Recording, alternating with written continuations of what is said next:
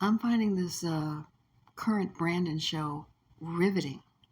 I can't wait to see what the outcome is. It's like a soap opera, like, oh, I can't wait to tune in the next day to see what's going to happen. Will he or won't he step down?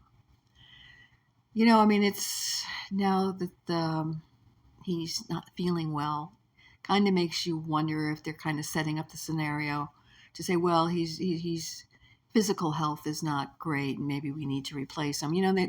They have to have a good reason to replace him at this point because they just look like fools. Well, they look like fools anyways. I don't get it. I mean, it is clear that this man is not running the country, and he has not been running the country for a long time, if he ever did. There is either one person behind him or a committee behind him. It doesn't really matter who's behind him that's running this country because it's not him. And anybody that believes it's him, it must be fun to be out there in la la land like that. But it's not him. And now they're screwed because it's kind of late in the game to change him. And so they look like fools no matter which way they go with this. If they allow him to stay in there, total disaster. And if they replace him now, they look like idiots for not doing it sooner. I'm sorry, but this is just disgusting to me. We look like fools to the rest of the world.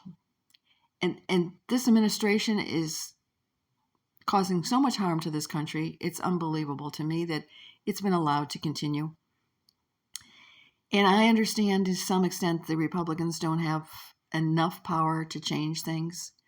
But on the same hand, I don't think they're doing enough to try to change things. So any way you look at it, both sides of the aisle, totally lost my respect. There's maybe about 4 people in Washington that I respect at all. And since we're on the topic here, I'm really surprised at Trump's pick for VP. I mean, I don't know what surprises me more. The fact that we don't know whether Biden's running or not, or the fact that President Trump chose Vance for his VP. I don't know enough about Vance to criticize him. I'm just saying, that's not anyone in that I would have even thought about putting into that spot. So this whole show, it really is a great soap opera here that we're watching. Will he or won't he? And what's going to happen over there? I mean, it's. I wish I could go somewhere else, but every other country is worse off than we are.